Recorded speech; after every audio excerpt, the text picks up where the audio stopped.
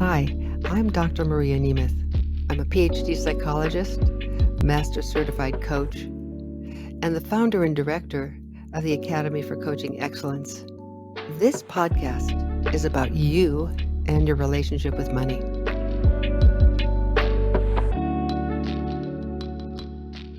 Hi, I'm Dr. Maria Nemeth. I'm a PhD psychologist, master certified coach, and the founder and director of the Academy for Coaching Excellence. This podcast is about you and your relationship with money. It's called the energy of money because money is energy. There was a very well known writer by the name of Joseph Campbell who said, money is really congealed energy. You can hold it in your hands and do things with it.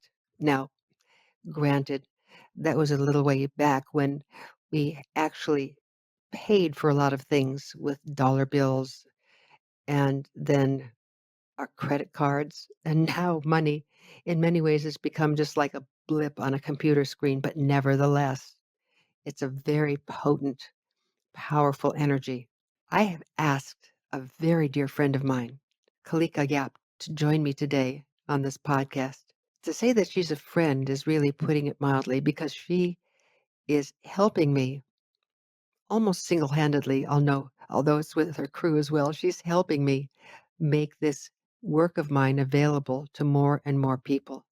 And I'm so thrilled to have you here today, Kalika. And you and I are going to just have a conversation about people and their relationship with money and what's going on with this energy of money. We're close to the holiday seasons and how difficult it is for some of us in our relationship with money over the holidays.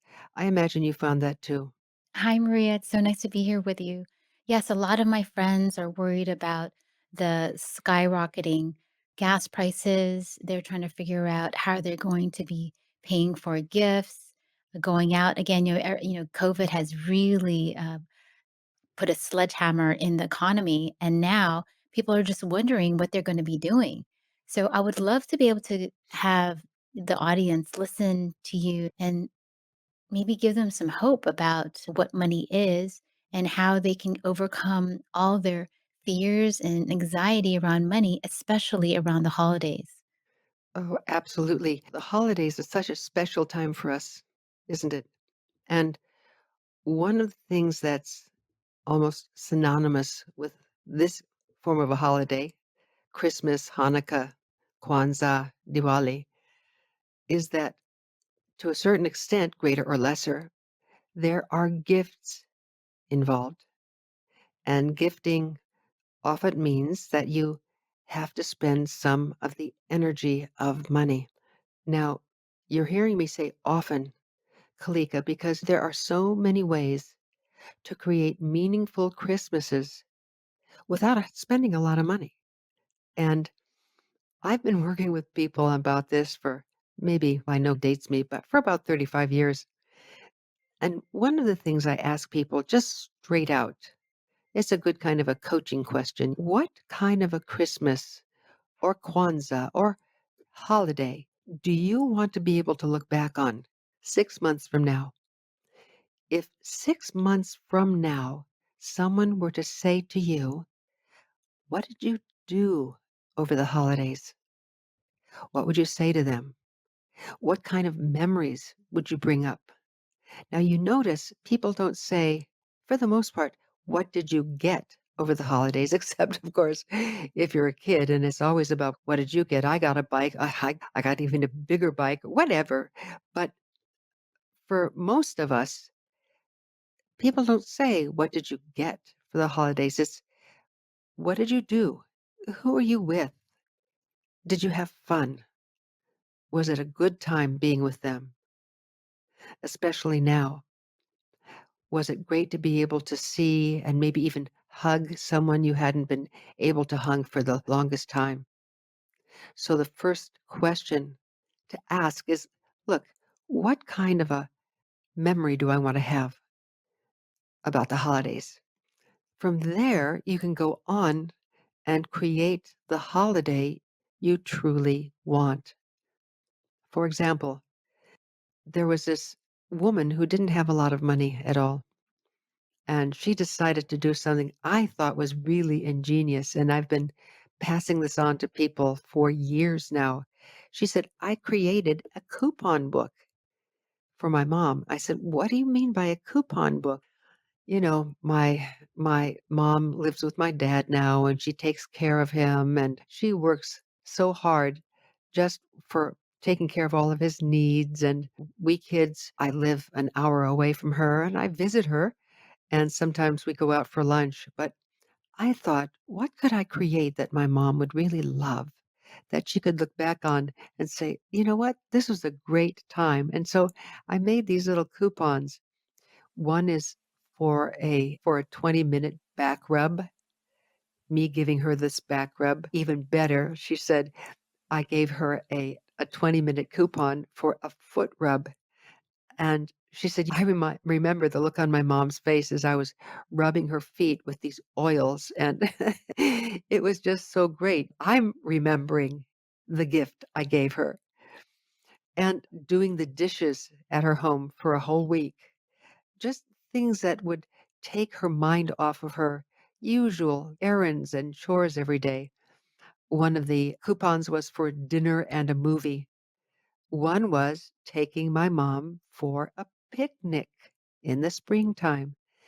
She had about 10 or 12 coupons, she said to me. And by the end of this time, when her mom had used up all the coupons, both of them agreed that number one, there was so much fun to be had because it had to do with the relationship, didn't it? Not so much the gift, but the giver and what we were sharing with each other. Number two, it lasted for a long time. And so it wasn't just something that, oh, great, Christmas Eve or Christmas Day, you get a present. And please, I love to give and get gifts myself. But when I was hearing her talk to me, Kalika, it was just a different frame of mind, a different mindset that she had about how to spend Christmas and what gifts were really all about. And of course, the third thing was that it didn't cost her very much money. So this works for adults, figuring out some things that they would love to be able to have or do and making a coupon book. Now, for kids, there's a whole different psychology that you can use. And I'm a PhD psychologist and I've worked with kids over the years, and kids respond to lists. If you say to a child, "Make me a list of 5 or 6 things that you would love to have for Christmas," I guarantee I will get you one of them. I'll get you some other little presents, but I'll get you one of them. And you can do it now, and you can plan for it for next year. Start asking your kid in September, "What is it that you'd love for Christmas?" Number 1, they start anticipating it. Number 2, they give you the item that they would love, and it gives you a chance to save up for it. But even now, if they give you a list of 5 and you pick from one of them, it doesn't have to be the most expensive, which is usually the first one. And then they'll drop down in price. You have kids, you know what that's like, Kalika, yes? And they then participate in their own choice of gifts, and they have a sense that you're really listening to them about what they really want. For me, that is the true spirit of the holidays. People are in relationship, they feel seen and heard. This brings to mind something that Maya Angelou was quoted on. She said, "People will not remember what you did. People will not remember what you said. They will always remember how you made them feel." And so in these holidays, it's about the feelings we can create from one another, isn't it? Yeah, and hopefully they're all positive feelings. When we get together with family, it's also sometimes really challenging, but it's also a learning opportunity as well. So, what you said was really poignant because you talked about the gift of time, the gift of connection, and a little bit of the gift of planning ahead to be able to make this holiday season a lot more satisfying and Exactly. Because really, that's what we want to create, isn't it? Memories. And memories are based upon feeling. They really are. You think of a Christmas and you get a warm feeling in your heart. And then you start saying, all right, now, what is this feeling linked to? What can I remember about it? And sure enough, then the thoughts come up. But when it comes to being with people, especially in families that it's uncomfortable to be with, the Uncle Ralph. Now, I hope there are no Ralphs out there who are listening to this who get irritated about what I'm going to say. But so you've got the Uncle Ralph who never shuts up, who's always monopolizing a conversation. You may have the Aunt Marianne who is very critical about things and maybe a perfectionist about how the Christmas table has to look or how certain foods have to be served. That's like people who you can find to be mildly irritating, right? Mildly irritating. For those people, what do I suggest? Number one, don't try to change them. Please don't try to change them. Don't make suggestions about how it would be easier if they said something else or thought something else or because it's like putting your it's like it's actually like poking a beehive when someone is quote set in their ways and we try to argue them out of their position and boy Kalika, there's so much we can argue with people about right now, isn't there? People who are vaccinating, people who refuse to vaccinate, people who wear masks, people who refuse to wear masks, and everyone is set in their decision. So the worst thing, really, the most, you'll get a lot of bee stings if you try to argue with people about why they should do what you're doing. And no matter how many statistics you raise, people have access to all kinds of data for everything, Kalika. And so it just makes matters worse. So the question becomes, can I stand back a little bit and just for a moment see this person as someone who has very strong beliefs, possibly some of them based in fear, and even for a moment have a little bit of compassion. Compassion for what? Compassion for the fact that this person really is suffering. This person really is going through a difficult time. And just to have a moment of compassion where you can just take a deep breath and find one thing, just one thing about that person that you can appreciate. Now, I know for some of us that's a tall order, but I've coached people in having this challenge around Christmas, a personal challenge in which you're going to go to Christmas dinner and you know this person is going to be there. So your challenge is to find one thing that you can appreciate about them. That's the first part of the challenge.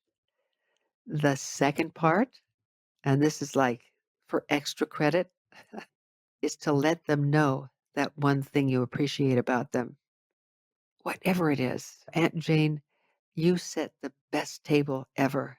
Or Uncle Jim, I really appreciate how you take care of, find something that they do that is, can be appreciated and say it. And and then, that's also such a great gift as well. We were talking a little bit about gifts, the gift of acknowledgment, which they will probably remember it. They may not seem like they're gonna take in the compliment, but maybe later on, it'll this compliment may radiate in their heart and soften it a little bit, and again, bring them really beautiful memories, and we're talking about memories of about the gifts. We don't talk about the gifts, we talk about the memories that are made during this time. exactly. And for the people who are very difficult for you to be around, if there's any way that you can excuse yourself from being around them, It's a good idea. Don't put you or them through the unnecessary torture of being together because as angry or irritated as you are with them, they possibly feel the same way about you. And so that goes back to the Maya Angelou quote, doesn't it? That people really don't remember what you do. They don't remember what you said, but they do remember how you made them feel. So I hope we're not going too far afield in talking about feelings like this, but it's so important to give people a larger context through which to see the holidays, isn't it? Yes, we started talking about the stress that people get about giving gifts, and then we went into because we're gonna see family members and colleagues and people that we don't usually see often, and I think thank you so much for all your advice. You are a clinical psychologist, so I think everyone's gonna really love and take that to heart this Oh, holiday thank you. season. Thank you. Thank you very much. The next thing when we get together that I'd like to touch upon is how to avoid having a spending hangover on January 6th when you wake up and those big receipts are going to be coming from your credit card bill and you're just going to see everything that you spent. Wouldn't it be great to wake up without that sense of dread, without the worry and the doubt that, I'm going to go into the hole, as I've heard so many people say over the years. I just know that come January, I'm not going to feel so good because I spent a lot of money. There's the things that you can do. You heard me talk about the coupon before earlier in this show, but there are other things you can do, and we can talk about those next time. Sounds good. Thanks, Dr. Nemeth. Absolutely. Thank you for being here with me. And I love having these conversations with you. Thanks a lot. And I look forward to being with you next time.